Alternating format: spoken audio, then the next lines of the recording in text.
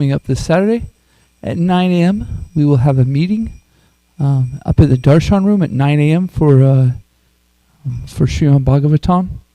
There'll be some changes, so we're asking everybody to come, put in some feedback and their suggestions.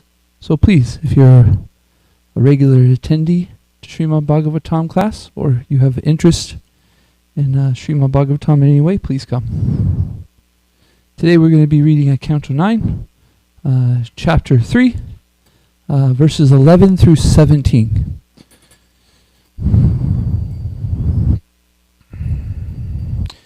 Jaya Radha Madhava Kunja Bihari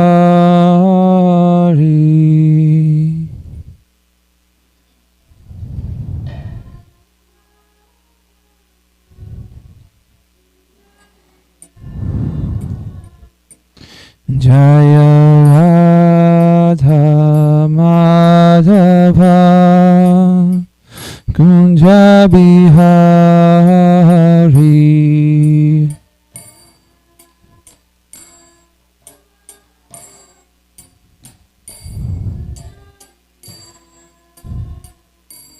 Jaya Gopi Janavallabha Girivardhari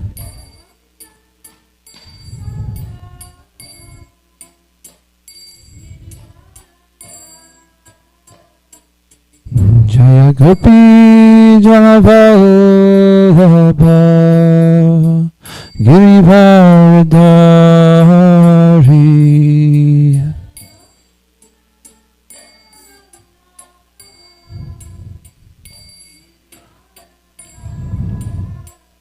Yashodanandana Brajajana Ranjana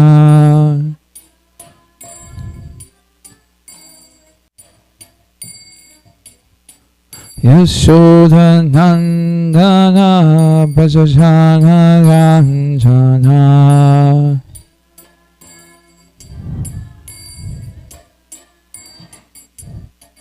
Yamuna Tiravanachari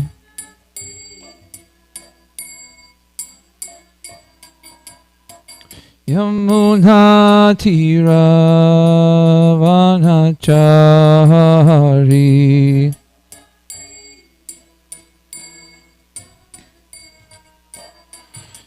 Jaya Radha Madhava Kunja Bihari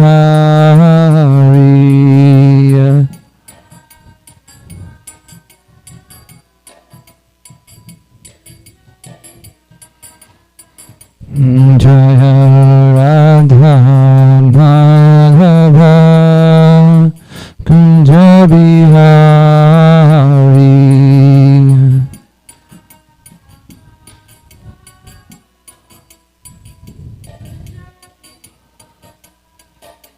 Jaya Gopi Janavallabha Girivardhari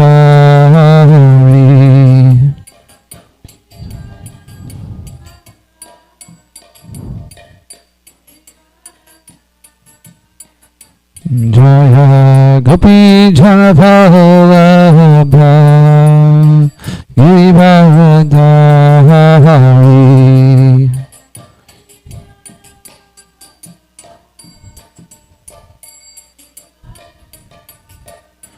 Yashodanandana Brajajana Ranjana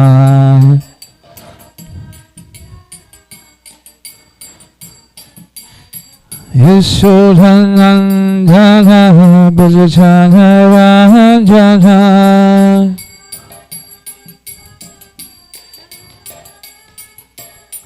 Yamuna Tiravanachari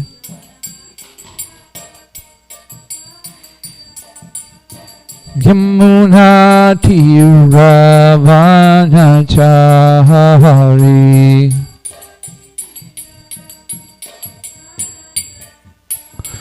Jaya Radha Madhava Kunda Bihari.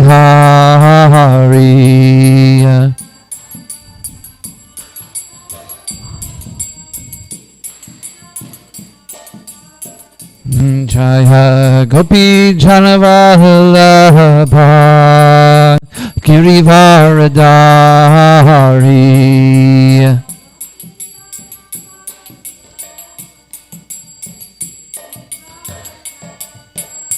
Yashodhanandana Brajajana Ranjana.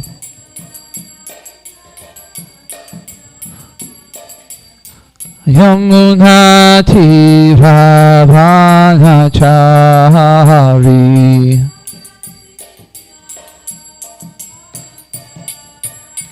Hare Krishna, Hare Krishna, Krishna Krishna, Hare Hare, Hare Rama, Hare Rama, Rama Rama, Hare Hare.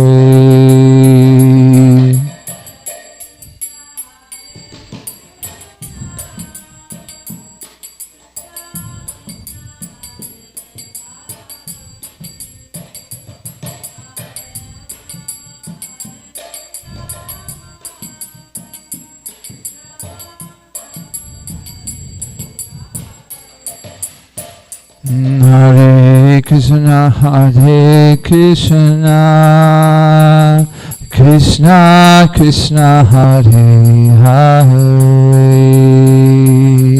Hare Rama, Hare Rama, Rama Rama, Hare Hare.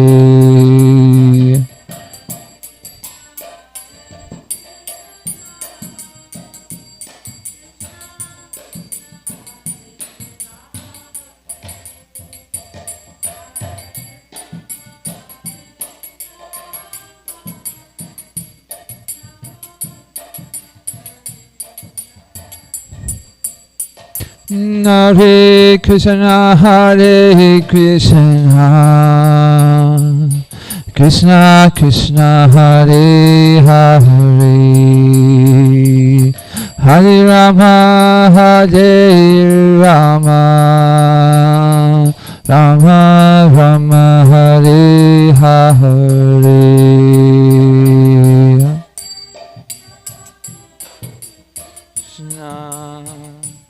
Krishna Krishna.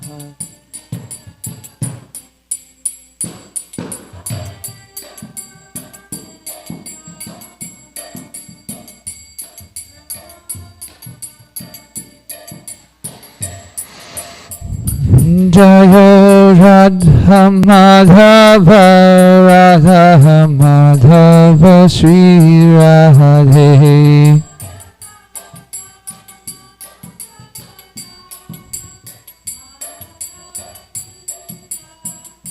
Jaya Radha Kalashanji, Radha Kalashanji, Sri Radhe.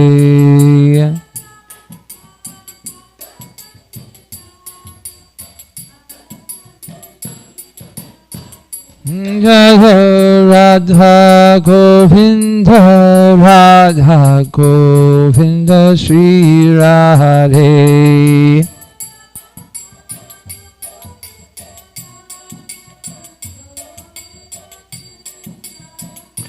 Jaya Prabhupada, Jaya Prabhupada, Jaya Prabhupada, Srila Prabhupada.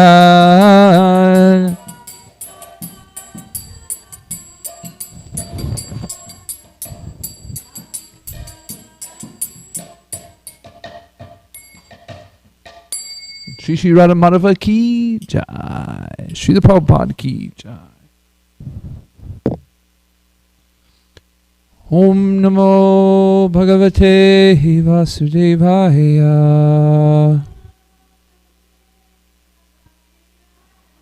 Om Namo Bhagavate Vasudevaya.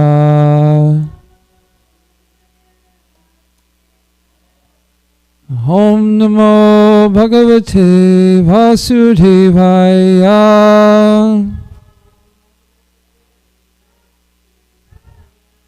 Together, please. Narayanam namaskritya naram chaiva narottamam devyam sarasvatim vyasam tato jaimam yudirayat nashtaprayasha breshu nityam bhagavata sevaya bhagavati utamashloke bhaktir bhavati nishtaki. We'll turn to Canto 9. Chapter 3, and we'll start with text 11, and we will go to 17, and then we'll come back to text 11 for our focus verse of the day. Hare Krishna.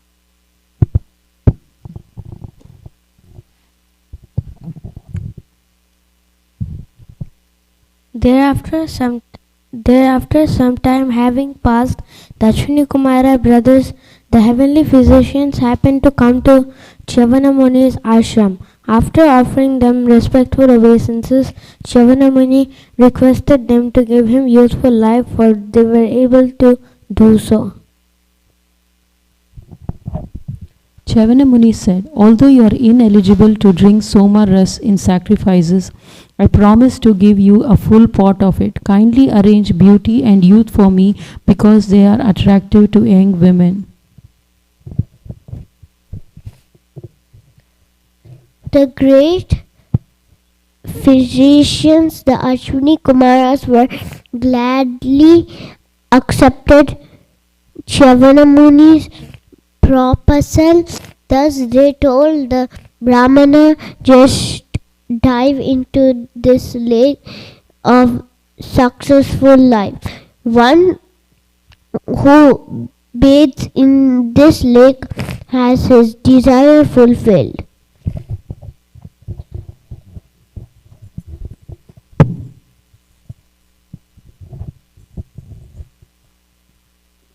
Text 14.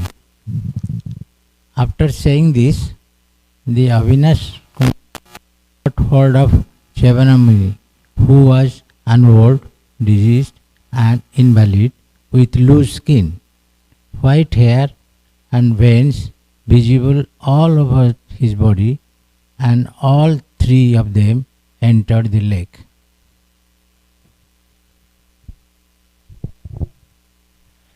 Thereafter, 3 men with very beautiful bodily features emerged from the lake. They were nicely dressed and decorated with earrings and garlands of lotuses. All of them were of the same standard of beauty.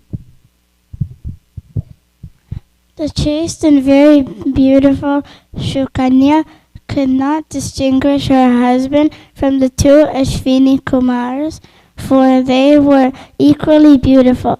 Not understanding who her real husband was, she took shelter of the Ashwini Kumars. The Ashwini Kumars were very pleased to see Sukanya's chastity and faithfulness.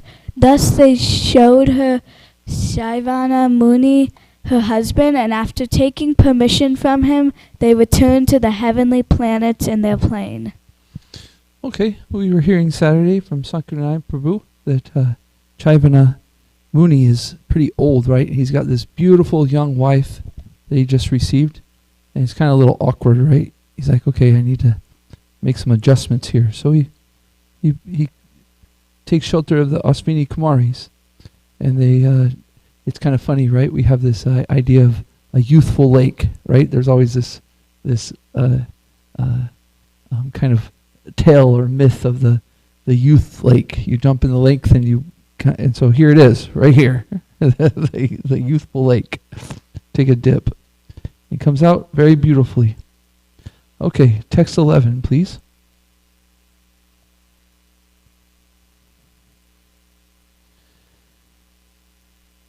Kasya chitva ata kalyasya.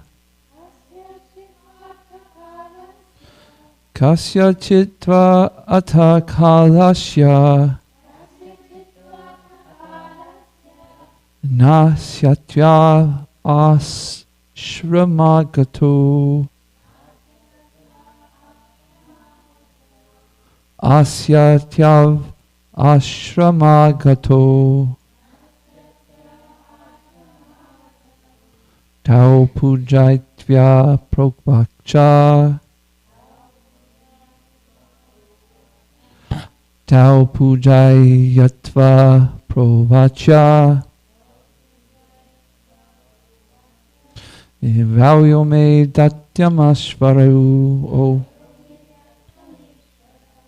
Valyo me datam ishvaro. Bolo, please.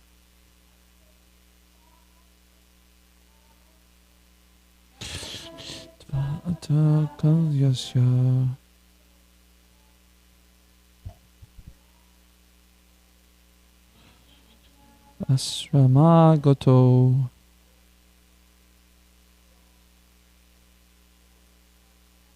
Tau Pujatva Provacha Vayo Me Datam Ishvaro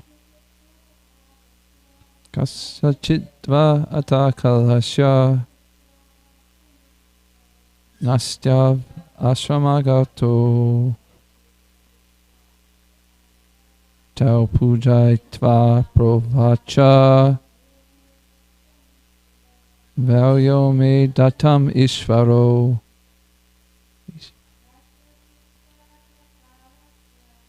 Kasachitva atakalasya. Nasyato asramagoto. Tau pujaitva provacha. Vayo me datam ishvaro. Word for word, together please. Kasyashit, after some time, too, but atya, in this way. Kalasya, time having passed. Nastoyo, the two Ashvini Kumaris, Ashrama, the place of Chaivana Muni, Agato, reached. Jo, unto those two, Pujaitya, offering respectful obeisances, Provacha, said, Vaya, youth, me, unto me, Dyatyam, please give, Ishvaro, because you two are able to do so. Translation and purport by His Divine Grace, A.C. Bhaktivedanta Swami, Srila Prabhupada Ki Jai. Thereafter, some time having passed, the Ashvini Kumara brothers, the heavenly physicians, happened to come to Chaivana Muni's ashram. After offering them respectful obeisances, Chaivana Muni requested them to give him youthful life, for they were able to do so. Purport. The heavenly physicians, like the Ashvini Kumaras, could give youthful life even to one who was advanced in age. Indeed, great yogis, with their mystic powers, can even bring a dead body back to life if the structure of the body is in order. We have already discussed this in the connection with Bali Maharaj's soldiers and their treatment by Shukracharya. Modern medical science has not yet discovered how to bring a dead body back to life or bring youthful energy to an old body. But from this verse, we can understand that such treatment is possible if one is able to take knowledge from the Vedic information. The Ashvini Kumars were expert in Ayurveda, as was Dhanvantari. In every department of material science, there is a perfection to be achieved. And to achieve it, one must consult the Vedic literature. The highest perfection is to become a devotee of the Lord. To attain this perfection, one must consult Srimad Bhagavatam, which is understood to be the ripe fruit of the Vedic desire tree. Nigyam kalpa taror galitam phalam. Omegan timarandasya gananjana shalakaya Chakshur Anmalitam Yena Tasmai Shri Guruve Namaha. I was born in the darkness of ignorance, but my spiritual master so kindly opened my darkened eyes with a torchlight of knowledge. I offer my respectful obeisances to him. Vanchikal paturubhyascha, kripa sindhubhyevacha, patitanam pavanebhyo, vaishnavebhyo namo namaha. Okay. Heavenly physicians. Pretty interesting, huh? The heavenly physicians. And they get this, their powers, their knowledge from the Vedas. So, if you guys would indulge me, I saw last night that, anyways, I would be giving class today. And so I was thinking about creating more of a discussion, instead of just on the spot. So my question is, what do we know about the Vedas? What are the Vedas? How did they come to being? What do we know about the Vedas? Go ahead and just say something and I'll repeat it in the microphone. They're the body of knowledge. Vedas literally means knowledge, right? Yeah, the body of knowledge. Wow. Any other?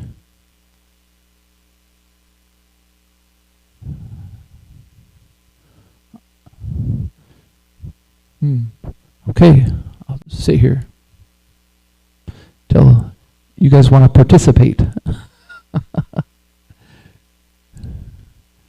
What's Vedas? Huh? What do we know about the Vedas?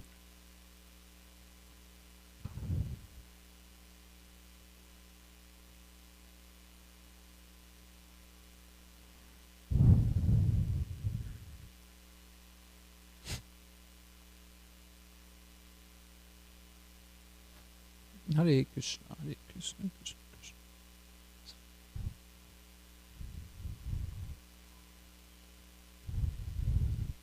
So Vaishnav is named the 4 Vedas, right? Thank you very much. Anything else we know about the Vedas? What else do we know about the Vedas? If the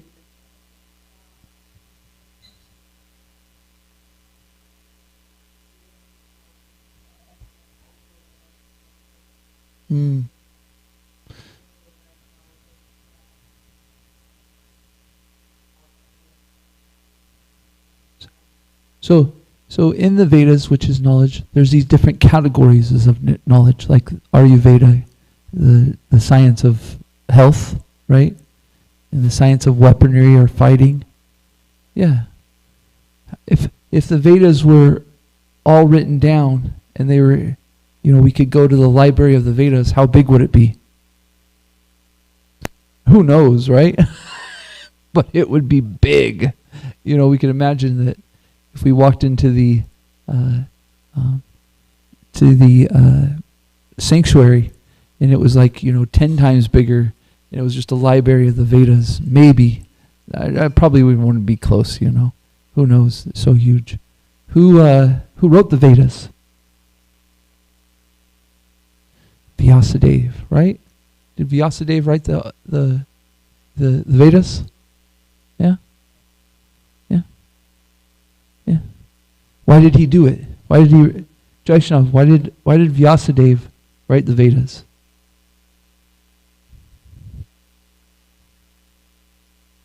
To help mankind, right? And in particular, he knew that the mankind was becoming dull in intelligence, right? Before the Vedas was all verbal, right? The sages could hear just once and they would completely remember it. But the memory of everybody in the age of Kali Yuga is very dull. So it needs to be written down.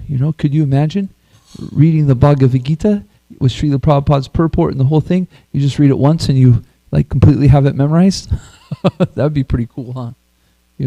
Some of these brahmacharis, these Naishtiki brahmacharis are pretty amazing in the sense of they have such a great memory. Any other things about the Vedas? What else do we know? Vyasadeva wrote them. There's 4 of them. They're in their knowledge, right? He wrote them in the age for the age of Kali, for people who were, right?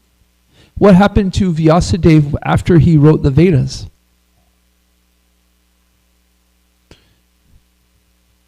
was dissatisfied. He felt like he didn't get the essence. He was dissatisfied in his heart. He even says there, he says, I'm feeling dissatisfied, and so I know that if I'm dissatisfied, the Lord must not be satisfied.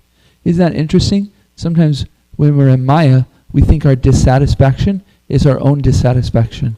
But a pure personality incarnation like Vyasadeva knows when, their heart being cleansed, they know when there's dissatisfaction, they know that that's actually coming from the dissatisfaction of the Lord. So he starts to inquire, why am I dissatisfied? Could you imagine this? Just think about this. I mean, this writing of the Vedas is such an unbelievable work. I mean, we can't even really comprehend how amazing this is.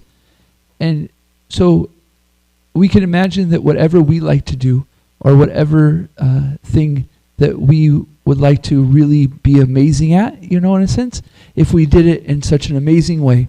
For instance, I played sports when I was younger, and so I could imagine that, I could get into the NFL and I win 20 Super Bowls in a row. Tom Brady is known as the greatest of all time, and he's won 6 Super Bowls. So you're part of a team that wins 20 Super Bowls. It will never be done again. It's actually uncomprehendable. And you get done and you're about to retire, and you go, I'm actually not feeling satisfied. Manjari Gopika is on Broadway, and with 30 Emmys or whatever I don't know if they're called Emmys, but you know what I mean. What are they called? Tonys. There we go. Manjari Gopika wins 20 Tonys in awards in a row, and still you're not feeling satisfied, right? What the heck, And so what happens when Vyasadeva is feeling this dissatisfaction? Narada Muni comes, right? And he confirms the dissatisfaction of Vyasadeva. And so this is also a very important instruction that I was mentioning before, that when we feel dissatisfied, we should be in spiritual consciousness knowing that the Krishna must not be satisfied. However, we should have it reconfirmed by the spiritual master, right? We want that clarity. So the clarity comes from the scriptures, from sadhus, and from the guru, right? So Vyasadeva gets that reconfirmation from his guru Narada Muni. This is, and what does Narada Muni say? Why are you dissatisfied?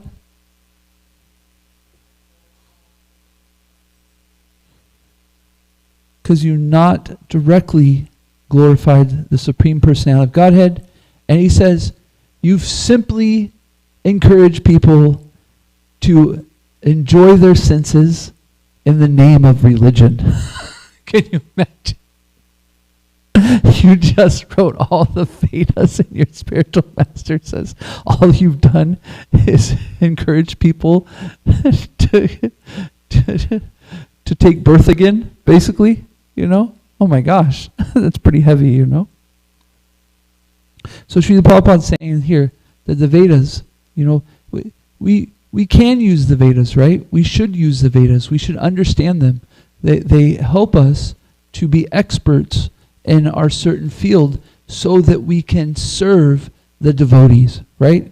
We should have transcendental vision that every person is a child of God.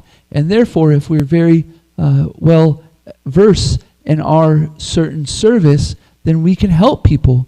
In Vedic times, the Brahmanas knew so much science. They were the doctors, they were the physicians, they were the astrologers. They had so much knowledge, and people would come to them and they'd ask for help, and they would help them. Oh yeah, your Vatsu's off in your house. Do like this, switch it like this, and stuff like that. But they would always say, and remember that you can do this, but the only way you're going to be truly happy is if you connect with the Supreme Lord. right? So there's a concept that to really have influence on somebody, they need to know you, they need to like you, and then they'll trust you, right? So these are tools that we can use to gain trust, get to know people, and then they will inquire from us about the absolute truth. So it's very intelligent in this day and age about how we can actually see that we don't stick our nose up the Vedas because they're not the absolute truth, but we can see that they are tools. They're a tool that we can use to be expert in our field. And most importantly is that Bhakti Yoga, through Bhakti Yoga, Srila Prabhupada so wisely says, in $1 million, there's $1,000, right? So we develop this knowledge through through devotional service and becoming connected to the pure devotee, right? So, very importantly is the character that we develop. It says in Guru Puja, each morning, Vedega Yahara Charito, right? Yes, but the Vedas sing of your character, right? And so one thing is, when we don't have the ability to dive so deeply into the Vedic knowledge and understand it so vastly, it's okay. Let's work on our character and our attitude. When you work and you're around people, that's all. One of the things you realize very quickly is who is this person? What's their attitude like? Are they a show-off? Are they greedy? Are they smart, as in a smart aleck? Are they challenging? Or whoa, this person has a really good attitude. They have this attitude that really of resilience, determination, humility, tolerance. So many characteristics we are being encouraged so much by seeing in our acharyas, right?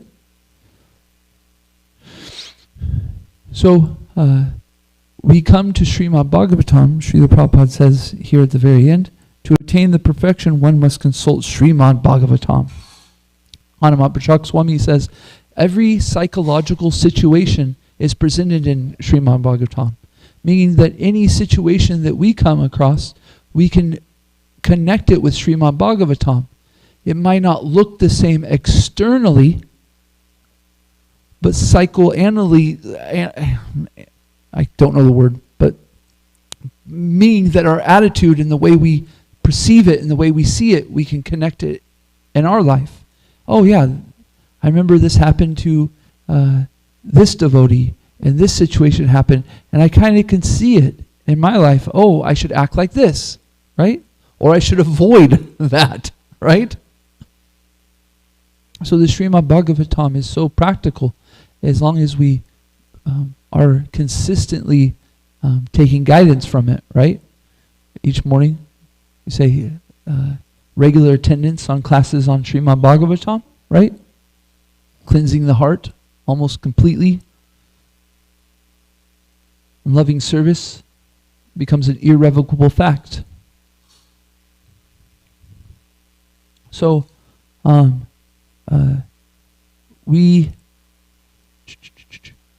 had a thought and it just went away. Hare Krishna. So, I remember now. So I had this experience when I was in Krishna House. It was really cool because, we had 1.8 to 10 students, right? And we were all studying Bhagavatam together, right? And we were living very closely together in the sense of, we went to Bhagavad Gita class, we were practicing sadhana, and so you get very close, right? And this amazing thing would happen so often that whatever was being presented in Srimad Bhagavatam, there'd be something going on around the house that was like really directed towards it. And at first I was kind of like, whoa, this is cool, and I started asking like Drista and stuff like that. And we're all like, yeah, this is amazing. Like, and then also we read Srimad Bhagavatam in the morning, and we do Bhagavad Gita class in the evening. And so many times, if not just about every time, Srila Prabhupada would say something in the Bhagavad Gita that would pertain to Srimad Bhagavatam class in the morning. It was just like this amazing synchronicity, right? So one of my, having this experience, one of my dreams is that a village where each and every person in the village is reading Srimad Bhagavatam in the same area, right? So the kids might be reading Srimad Bhagavatam at class and stuff, but they're reading the same part of the Srimad Bhagavatam. And then there might be some people that are more scholarly and they want to they're reading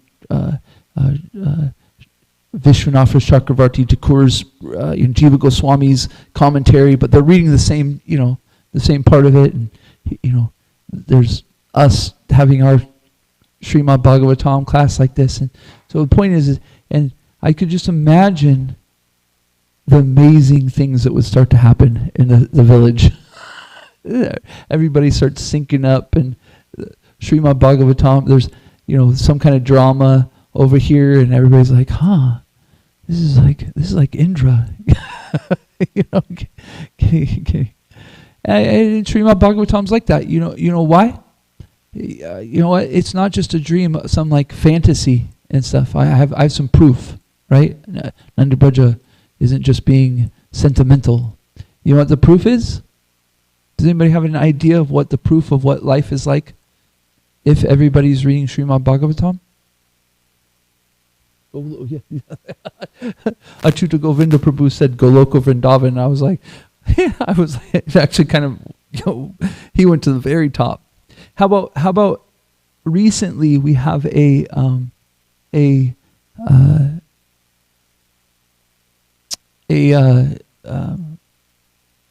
recently this happened. We have a situation where we can see this happening. Any ideas? Chaitanya Charitamrita. This is Chaitanya Charitamrita. When you have a bunch of devotees have gone together and are living Srimad Bhagavatam, reading it together, all for each other, helping each other, and all for each other's success and pleasing the Supreme Personality of Lord, you get Chaitanya Charitamrita. Amazing, huh? So my thought, when I went through this purport, I was like, okay, Vedas, Bhagavatam, and then actually I didn't even think about Chaitanya Charitamrita, but that came up here. So the Vedas, they're full of knowledge. They bring us from one mode to and are working to bring us up, right? And also we can use them as a tool as devotees that we can we have the best. We have the best social life, best friendships. We have the best physical health knowledge available. We have the best financial health available, understanding. And so we just need to use these and stuff, but we understand we're not doing it for religious purposes. We're using it for the purpose of pleasing the Supreme Personality of Godhead, and especially in encouraging others to come to Him, right? And so we have the Bhagavatam, which is the creme de la creme of all of the Vedic literatures. We can go to it. It gives us every situation we can imagine in life and how to work through it and how to make our lives amazing. And if we do this, especially in Sankirtan, meaning that we're chanting the holy names with a group of devotees, right, together, and even more than a kirtan once in a while, we're reading Srimad Bhagavatam together, we're encouraging each other, we're nurturing each other's relationships, following the 6 loving exchanges between devotees, then we get to live Chaitanya Charitamrita. Wow. Oh my gosh. Okay. Hare Krishna. Any questions, comments, thoughts? Hare Krishna.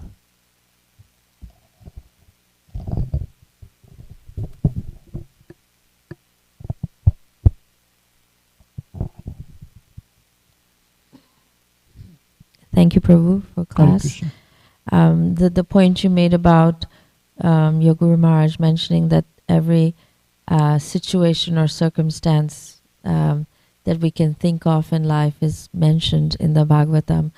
Actually, I was really resonating with that point.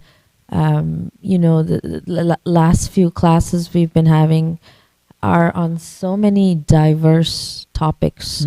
And if you would think about why would Parikshit Maharaj at the time of death need to hear in the last 7 days of his life about the pastime of Sukanya or Shraddhadev, all of these, like, it just sounds, but then you're like, okay, but this is so instructive for me. It's almost as if, he knew that this is not just for Parikshit Maharaj.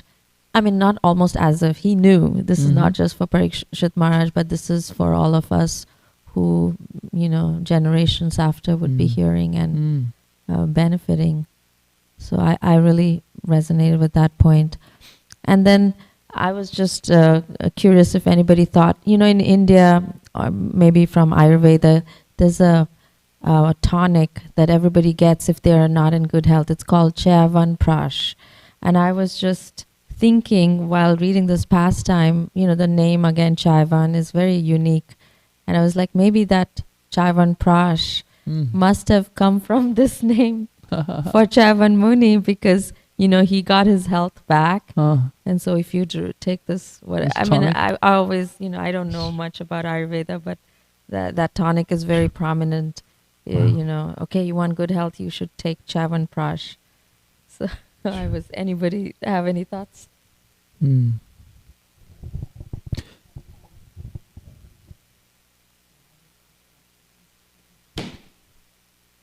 Anyway, those were my 2 thoughts. Thank you. Well, I really appreciate this point that Maharaj Parikshit, hearing all these things as a service for others, and that's the epitome. This is the epitome of becoming a devotee, is that you actually are living for others. You're not even living for your own. You're always living for others. You're living for Krishna, but more important, you're the servant of the servant of the servant. So you're even living for others. We hear this like, Arjun, is never in Maya. He only did this for our purpose. And then you have nice, wonderful realizations like that okay, did Maharaj Parikshit need to hear about some of these stories and stuff? Oh, he was, but how much are we gaining from hearing about this conversation? I was watching these videos about, Charlie Kirk died recently, and so there's, so much controversy around him and stuff. And so I'd watch some debates between him and other people in this. And this one thing that comes up about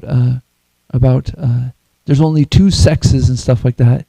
And often there's this point of view of that if you're homosexual or trans, it's from the Christians, it's all psychologically sickening. Like you have some kind of mental disease, and it's actually like a psychological thing and stuff like that. But then and I was like, I remember thinking, I would like to be able to get some information to be able to argue this in an intelligent way. Because sometimes when I see people argue with them, it's very, it's emotional and like you never. So I was like, because I know that in our literatures, I knew to a certain degree that for history, there's been this situation of people that are gay or this or that. And so when we read that, the purports a couple of times ago about, the what was the person's name that was the king that would go from woman to man and man to woman and stuff like that. I was like, okay, this is in the Vedas, And so what I'm trying to say is something so seemingly not necessary in a sense like that, we can actually use it. So I'm not like, I'm kind of redefining or defining my debate in the sense of if I was to talk about this to a Christian, but it was a piece of my puzzle to go, oh, okay, you know, this is a real thing. This isn't always a psychological thing, but also I have anyways, Hare Krishna. My point being is that, you know, I was thinking about this, like how to debate this and how to really have an intelligent conversation about this real thing that's going on in our world right now. And if I was to talk to somebody on this side or that side or this side or that side, how would I present it in a Vedic manner and stuff like that? And I'm not saying I have it. I'm not like, you know, I'm saying, but it was a piece of the puzzle. And so it's really interesting to me that's how Srimad Bhagavatam aligns like that. You know, I never, you know, you're going through something and all of a sudden some information come, you know. Anyways, any other comments, thoughts? Mishra Bhagavan Prabhu?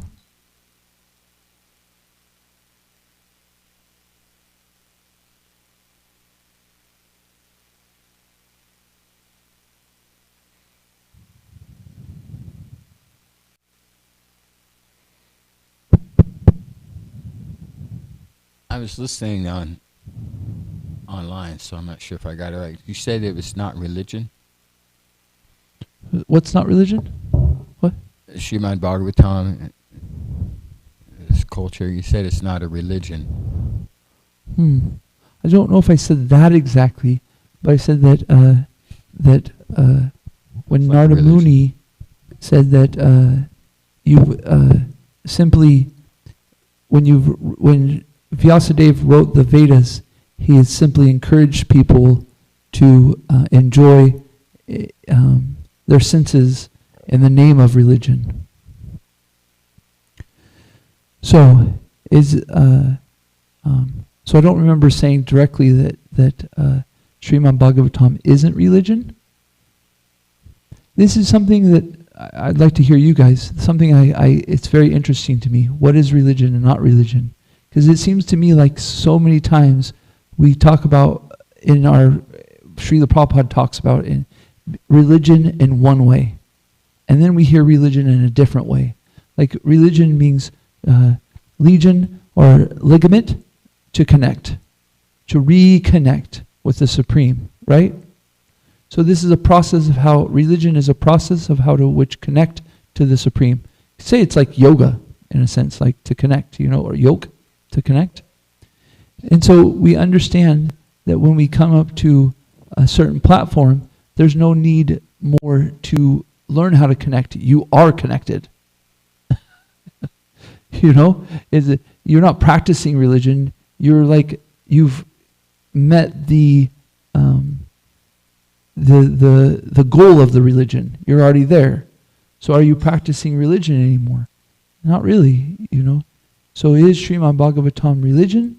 Well, Srila Prabhupada though says that in the the introduction that there's a need for one religion. There is a need for one God, and this Srimad Bhagavatam is it. So then I get confused. I'm like, wait a minute, you know. But I think sometimes, by the way, I'm more than glad to get corrected and hear about this. It seems to me sometimes Srila Prabhupada uses religion in the sense of what the general public understands, and then sometimes he'll use the word religion in what the true meaning of religion means. You see? He says, this isn't religion. But then he'll say to people in public, like, this is the one religion, you know? Or Bhagavad Gita. So it's kind of interesting. What do you think? Any of you guys have any? Well, I heard it's not a religion, it's a science. Yeah. But it looks like a religion. This looks kind of like a church. Well, we seem to be religious people. How much of science is religion when it's connected to God? Are they different? Science and religion? Basically, they're a theory, practice it, and see if it's true, you know? It's kind of the same thing in a sense. But we have an idea of science being this, you know, process of that's disconnected with God. But when it's connected with God, science of self-realization, is it religion?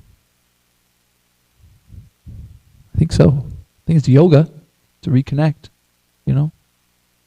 Hare Krishna. Any other thoughts about that, maybe? Religion? Hare Krishna. I feel like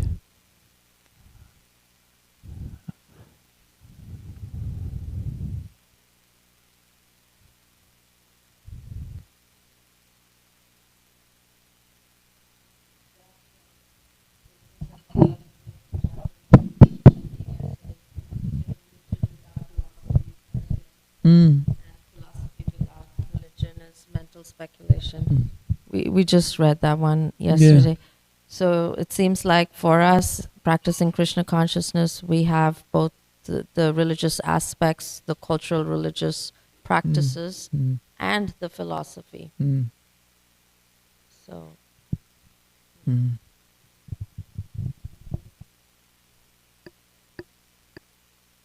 Then we have the end of Bhagavad Gita, you know, abandon all varieties of religion, just surrender to me, do not fear, I will take care of you, right?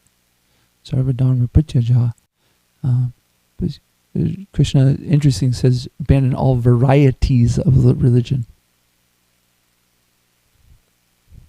So stop dabbling in this, dabbling in that, you know, abandon all the varieties of religion, you know.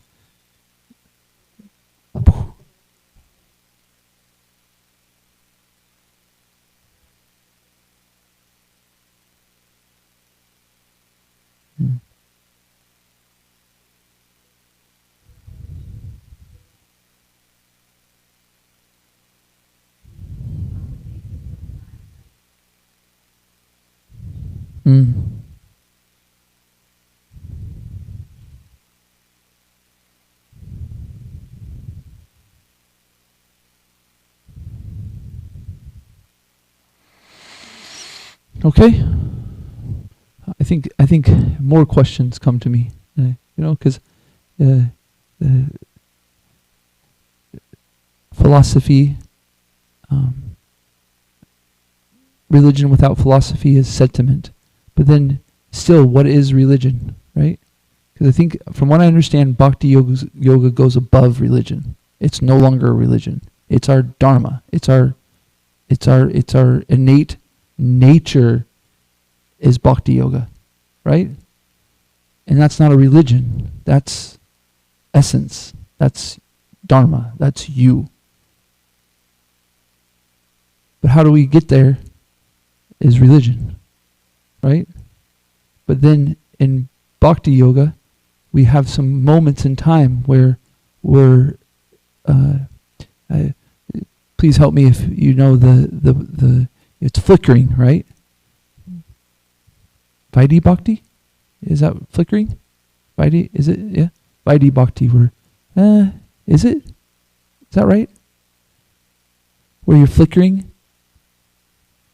Anyways, there's one, you know, the science of these different stages. One is that you have confidence. You've developed that confidence, but yet you're flickering back and forth from from Bhakti yoga to like practicing, you know, you're going back and forth. You're yeah. So your faith isn't, your faith isn't quite all the way there, right? You're flickering. I should read Nectar of Devotion better. You're reading Nectar of Devotion. What is it? What's that platform? What's that? No, you haven't gotten there? Okay. I'm reading it also. Anyways. So the point being is that there's these stages of bhakti, right? And, you know, Shraddha, Sadhu Sangha, Bhajana Kriya, I believe. And then, and it keeps going. And there's a point where it's no longer religion. It's like you're there, right? And now you're just redefining your bhakti and growing in the ecstasy of it. By the way, there's people listening on YouTube that are very much more advanced in this situation. You can please make any comments on our Srimad Bhagavatam. By the way, we will be making a Srimad Bhagavatam WhatsApp group that we can ask questions in there. One of the things that we're going to talk about is how people online can send in questions when Srimad Bhagavatam's class is going on. Oh my gosh. Srimad Bhagavatam ki jai. Srila Prabhupada ki jai. Gaura Pramanande Hari Hari Bol. Vanchakalpatarubhyascha kripa sindhubhyevacha patitanam pavanebhyo vaishnavebhyo namo namah. Antikoti Vaishnava Vrindi ki jai.